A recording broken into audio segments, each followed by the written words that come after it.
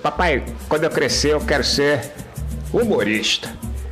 Ele olhou pra mim e falou: meu filho, vai fundo, tu tem talento, tu já é um comédia.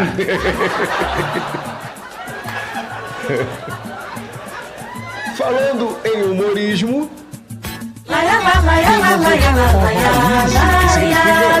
Só falta tu fazer Pouca gente sabe que no dia 12 de abril é comemorado o Dia Nacional do Humorista. E pouquíssimas pessoas sabem que essa data não foi escolhida à toa, mas porque no dia 12 de abril de 1931 nascia em Maranguape, lá no Ceará, Francisco Anísio de Oliveira Paula Filho, o mestre do humor, Chico Anísio.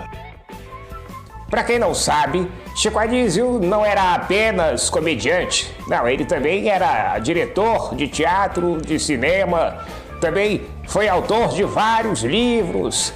Chico também era roteirista, era compositor. A música Rio Antigo, por exemplo, é dele. Ele também foi pintor, tem obras maravilhosas. Além disso tudo, Chico Anísio era polivalente. Batia em todas as pontas, também jogou futebol quando jovem.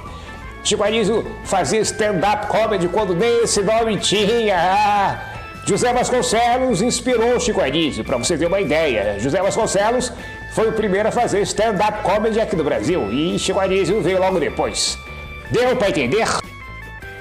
Ele era filho do seu Francisco Anísio de Oliveira Paula e de dona Aide Viana de Oliveira Paula. O pai de Chico Anísio, o seu Francisco, era dono da maior empresa de ônibus lá do norte e nordeste do país. Mas uma noite, a garagem pegou fogo e lambeu tudo. E o pior, seu Francisco não tinha seguro. Então ele teve que recomeçar a vida. Mandou a família para o Rio de Janeiro e ele ficou lá tentando resolver os seus problemas financeiros. Dona Aide, junto com as crianças, foram morar numa pensão lá no Catete, na rua Silveira Martins.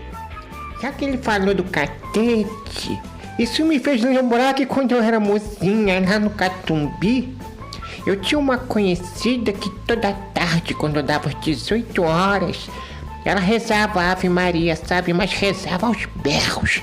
Ave Maria, cheia de graça, o Senhor é convosco. E aquilo incomodava os padres que naquele momento faziam suas preces, suas orações. Um dia um dos padres foi a ela e falou assim: ó, minha filha, nós não temos nada contra a sua fé. Até muito louvamos, mas é que a senhora reza gritando, isso nos perturba numa hora de prece e de recolhimento. Ela falou: padre, nem adianta o senhor pedir para eu mudar, porque uma cigana me disse que se eu rezasse a Ave Maria assim, eu ganhava um filho. O padre olhou para ela e falou: mas para ganhar um filho não precisa disso, basta um Padre Nosso. E eu não vou falar mais nada porque eu tenho vergonha. Quando a família chegou ao Rio, o ano era 1938. Chico tinha 7 anos. Alguns anos depois, já rapaz, a família ainda passava por sérios problemas financeiros. Então Chico teve uma ideia. Como ele era bom imitador, ele imitava pessoas famosas da época, ele passou a participar de programas de calouros e ganhar uns trocados. E ganhou todos os programas do Rio e de São Paulo. O Trabuco, A Hora do Pato, o programa de calouros de Ari Barroso, o Leporácio, Pescando Estrelas, Papel Carbono. E aí chegou um momento em que nem Rio e nem São Paulo aceitava mais Chico Anísio, porque ele ganhava tudo. Depois disso, ele ficou um ano tentando falar com o diretor-geral da Rádio Guanabara. Ele queria apresentar o projeto dele, né? Ele queria apresentar um projeto de 32 imitações e talvez conseguir um programa na Rádio Guanabara. Mas aí o cara não atendia ele nunca. Ele saía do colégio às 5h30 da tarde, ficava ali na porta da Rádio Guanabara até às 10h30 da noite, até que um dia o cara viu de tanta insistência do Chico, resolveu atender o menino. E atendeu, conversaram e deu para ele o programa das 3 da tarde. Só que tinha um problema. Naquela época, ele tinha que gravar o programa. E não era como hoje, a gravação hoje é fácil de você fazer. Tinha muita dificuldade para gravar um programa e ele ainda estudava. Ele pegava 7h30 da manhã no colégio, ele tinha que estudar para as provas, essas coisas todas, e ele teve que desistir dessa ideia de ser artista, pelo menos por um tempo. Chico costumava dizer que se tornou artista porque esqueceu o tênis. Um dia, os amigos da rua marcaram um jogo lá no campo do Fluminense. E no campo do Fluminense podia jogar descalço, porque era gramado.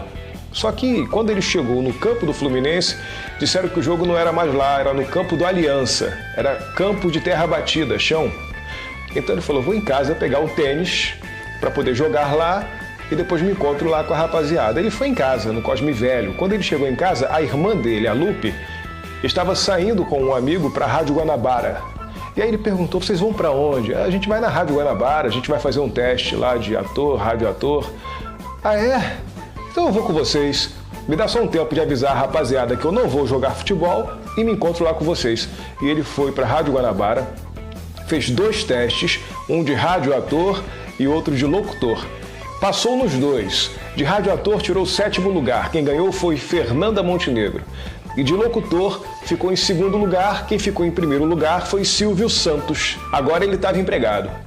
Silvio Santos ficou com horário nobre, porque ficou em 1º lugar. E ele, em 2º lugar, ganhou o horário de meia-noite às 3 da manhã, o programa Tangos da Madrugada.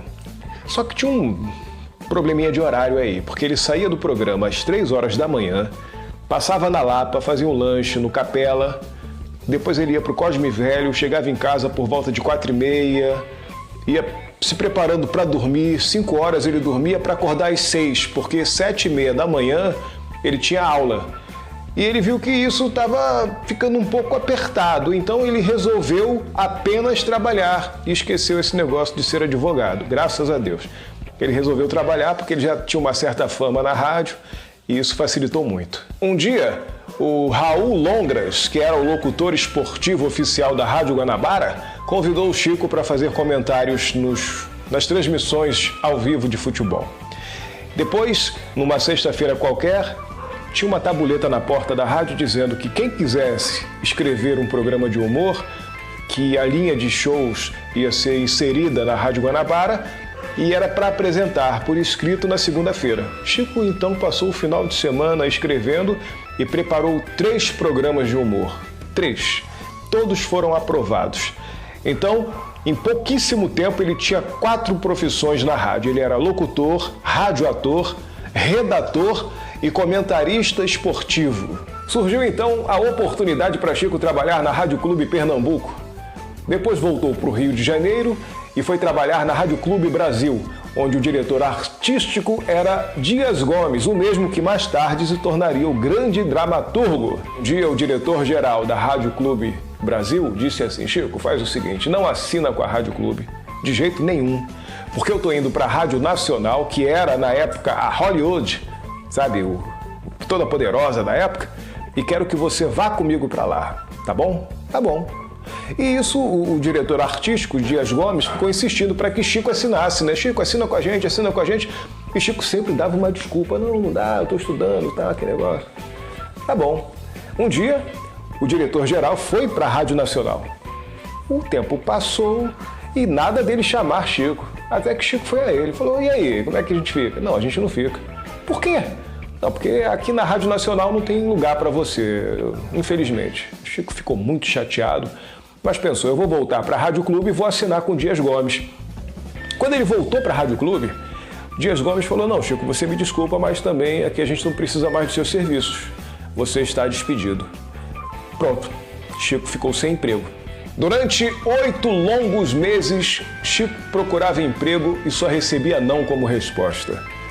Quem ajudava ele era sua irmã, que dava para ele 20 mil réis escondida do marido para que ele pudesse passar os dias que se sucediam. Aí alguém falou para Chico assim, Chico, por que você não vai na Rádio Tupi? Eu fiquei sabendo que o elenco de lá está se esvaindo, a maior parte do grupo está saindo da Rádio Tupi e está indo para a Rádio Mairink. Vai lá, cara, de repente tem vaga para você. E foi o que ele fez. Procurou o diretor-geral, Paulo Gramonte, conversou com ele, foi muito bem recebido. E Paulo falou, olha, vem amanhã, a gente já assina amanhã para você começar a trabalhar aqui. Puxa, era o que ele queria. Ele saiu dali feliz, contente. Tem uma frase que é o seguinte, se melhorar, estraga. Mentira, pode melhorar, pôde melhorar e melhorou. Porque quando o Chico saiu dali da Rádio Tupi, saiu andando, ele ia pegar o bonde para ir para o Cosme Velho, ele encontrou na rua Haroldo Barbosa, que era o maioral das rádios daquela época. Haroldo Barbosa viu o Chico e falou, Francisco Anísio?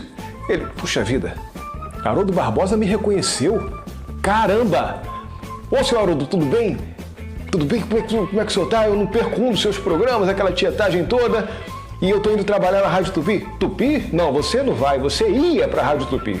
Você vai trabalhar comigo. Aí quando chegou na Rádio Mairink, ele chamou o pessoal e falou: rapaziada, é o seguinte, esse aqui é o garoto, esse garoto aqui é Francisco Anísio, tá?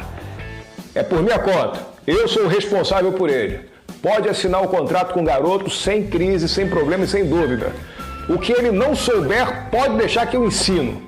E realmente, tudo o que o Chico aprendeu de humor foi com Haroldo Barbosa.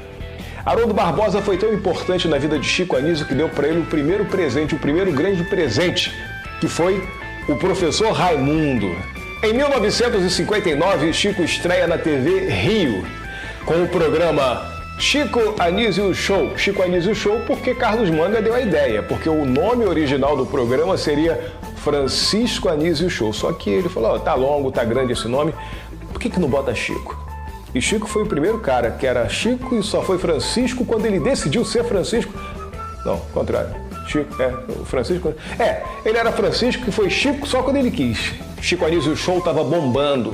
Até que Carlos Manga, que era diretor, falou: Chico, eu tenho uma coisa aí que eu acho que você vai gostar. É um tal de videotape. Sabe o que a gente faz? Eu vou colocar você em cena falando com você mesmo. Tá? Você sai o personagem, entra outro. Vamos fazer isso, vamos? E aí fez. Cortou na gilete, não sei como, não me pergunte como, que eles faziam no som. Pegava a fita, botava a fita e ia cortando as cenas e encaixando as cenas umas nas outras, até que saiu o Chico Anísio Show. Chico Anísio Show com uma nova visão. Essa visão do Chico entrar, falar com a Zambuja, depois vem o Painho, vem o Canaveira, e eles trocando em cena, ele mesmo atuando sozinho, ele podia fazer tudo. Chico criou 209 personagens, cada um com sua vida própria, característica, caricatura, figura, voz, trejeito, família, problemas, soluções, cada um de um jeito, e todos com verdade. Por exemplo, eu sou Silva, bonitinho. Vou te levar pra fazer baixaria da Baixada, dormir de pé descalço e arrotar de pornô. Eita coisa boa. Igual que nem que eu sorriu. Eu não sei mentir, mas é impressionante. Não é mesmo? alegria, faça como eu. Sorria. Isso sucedeu por volta de 1907. É mentira até. Querem se aborrecer. Depois vão dizer que qualidade é isso, qualidade é aquilo. Eu já estou por dentro do negócio. Mas, hein? Mulher, pega minha chinela, a eu é morta, tô com uma dor nos quartos que eu não me aguento. Chico teve 9 filhos e 6 casamentos. Seus filhos são Lug de Paula, com a atriz Nancy Vanderlei, Niso Neto e Rico Rondelli, com a vedete Rose Rondelli, André Lucas, o filho adotado, o filho do coração, Cícero Chaves, com a ex-frenética Regina Chaves, Bruno Mazeu, com a modelo Alcione Mazeu, Rodrigo e Vitória, com a ex-ministra Zélia Cardoso de Melo. Faces de Anísio, o eterno Chico. Sorrir é e sempre será o melhor remédio. Esse foi o samba enredo da Escola de Samba Acadêmicos do Tucuruvi de 2020, homenageando o mestre do humor, Chico Anísio. Perfeito, completo. Aliás, não sou eu quem digo. O nome dele é de origem grega, Anísio, que significa perfeito, completo. Se Chico era sofisticado, chiquérrimo, antenado, ele era quase cibernético. Para ele, então, eu rasgo o peito. E dito isto, ui! Gostou do vídeo? Se amarrou? Agora só falta tu fazer uma coisa, se inscrever no canal, depois dar aquele papo firme que isso ajuda o canal e depois você vai ter que compartilhar, vai ter que compartilhar. É igual fofoca, espalha pro Facebook, pro Zap, pro Instagram, pra tudo. E liga o sininho pra tu receber os próximos vídeos. E da próxima vez que você passar pela Curva Chico Anísio, que fica ali perto da Vila do Pan, na Barra da Tijuca, lembre-se disso. Só falta tu fazer uma coisa.